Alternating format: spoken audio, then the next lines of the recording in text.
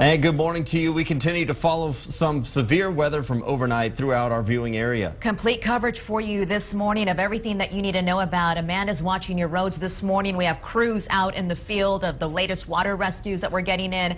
Over to Mark, though, for the latest on your first warning forecast. Good morning. Thank you very much, guys, and good morning, everyone. Please be safe. That's the first thing we're going to say to you as you get ready to get up and get your day started here on this Thursday morning. Heaviest of the rainfall may be over in Travis, Williamson, Hayes counties, but still we have to keep a very close eye out. There are there are roadways with very high water still left on them, according to APD, which is leading to slowdowns across the area, which Mandy will talk about in just a little bit. And still, you may have to turn around and find alternate routes if a roadway is covered in water. But we're going to begin down in Caldwell County. That's where we're still witnessing the heaviest of the rain. That band, which rolled through so many communities starting at about 10:30 last night in northern Williamson County, really began to pick up steam after midnight, is now continuing here at 5:02 to drop those heavy showers across central parts of Caldwell County, up and down 183 there from Lockhart to Luling. Make sure, if you have to be out, if you have to certainly be out on the roadways, to be very, very careful, especially on the back roads where things get a little windy or if they get a little hilly.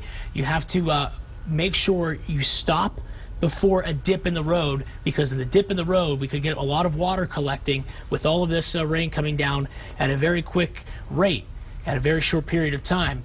And you never know if any water is going to be sitting in the bottom of that dip because of the fact it's dark out. It's very, very hard to see. So you slow down or stop before you get to that, especially considering the raindrops are falling so fast that your windshield wipers aren't able to keep up.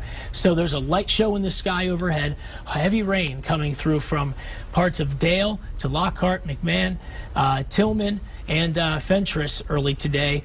And San Marcos, good news for you. You just saw the end of the heavy rain come through your area, but still up around the Blanco region to Dripping Springs, over to Johnson City. We still have some very heavy rain coming down, very spotty in nature, though not as consistent as what Caldwell County is currently seeing, which is good news. Everywhere else, your DriveCast this morning shows for you that there are showers and storms still out there, heavy rain at times. Otherwise, it's going to be some light to moderate stuff and possibly even as small as some drizzle, but still be careful on the roadways out there. We're going to keep you posted all morning long on what troublesome spots of the roads are keeping us slowed down a little bit. And actually, Mandy has a closer look at that. Even some highways across the Mandy overnight were shut down. Absolutely. Actually, Mark, northbound Mopac at Steck Avenue is still completely shut off to traffic, and that's because the main lanes were submerged with water. They had police out on scene, and they were working to divert any oncoming traffic over to the service road. We actually have a video of this scene that was happening there overnight. You can see there that it looks like this is a picture of a car, or there we go. Now the video is running for you. A stalled vehicle was sitting on those main lanes, nearly submerged, and you can see how crews were closing off those main lanes. Once again, this was northbound Mopac near Steck Avenue. At this time, it is still closed to traffic. We also had closures over on Loop 360, not far from 2222, due to reports of rock slides and mudslides in the area. I know that some parts of the south part of 360 near the 5400 block have reopened to traffic.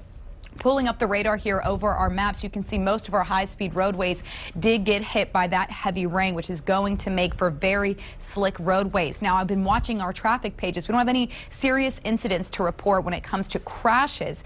Still pretty early to see a lot of commuters on the roadway, but as we get over to that full swing of rush hour, I'm sure those incidents will be coming in by the minute. So if you will be traveling, some things to really watch out for. Of course, slick roadways, but also debris in the roadway. After a heavy storm like this, you're going to be seeing whether it's tree, branches, lawn furniture, things in the middle of the road. 311 is the number to call for those. Of course, keep your eyes open and your speed slow.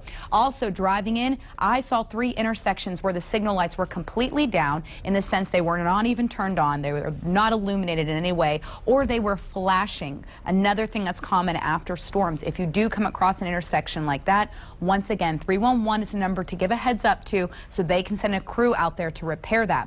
Treat it as a 4-way stop, and of course, pack the patience. That is your first warning traffic at 5:06. We're going to continue watching your roads for you and your family. Let's go back over to Sally and Brian. All right, thanks, Amanda. Of course, we have Kate Whitehall out on scene as well, monitoring some of these water rescues, one of which was in the Convict Hill area in southwest Austin. Kate, what's the latest there? Yeah, we've been to several actually this morning, Brian. I'm going to make this report kind of quick because while it stopped raining, we have a lot of lightning in this area, making me a little nervous standing out here. But we're right off Convict Hill. You can see this pickup truck behind me. While there's no water on the road at this time, when it drove into this water, it was pretty deep. And so police and fire were out here. They were able to rescue him. If you can have my photographer, I'm going to have him pan along. It's dark, it's hard to see, and that is why people get stuck in these types of crossings. Here comes a tow truck to actually pull the truck out.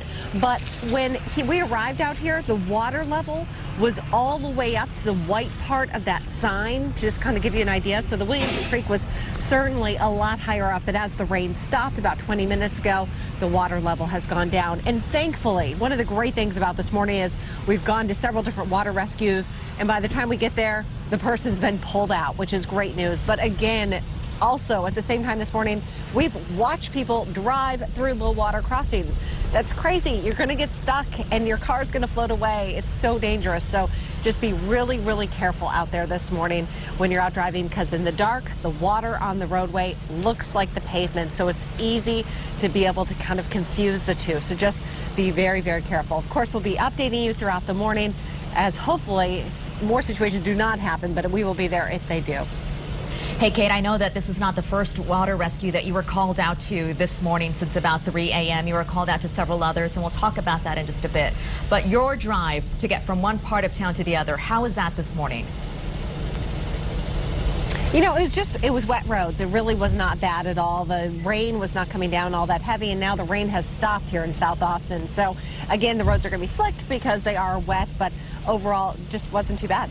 All right, I can still see the debris behind you in the roads. Thank you so much for that, Kate. We'll get back to you in just a few minutes. Let's get you back to one of the situations that is still active right now. Crews are searching by air, ground, and on the waters of Lake Austin for a person involved in a water rescue.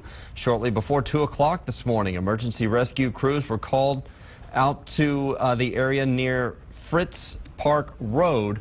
This is just south of the Mansfield Dam on Lake Austin. The concern was that the person was in the vehicle moving, and they have been able to locate the vehicle. They have not been able to locate the driver of the vehicle. Again, this is in the north part of Lake Austin, just south of the Mansfield Dam near Fritz Park Road.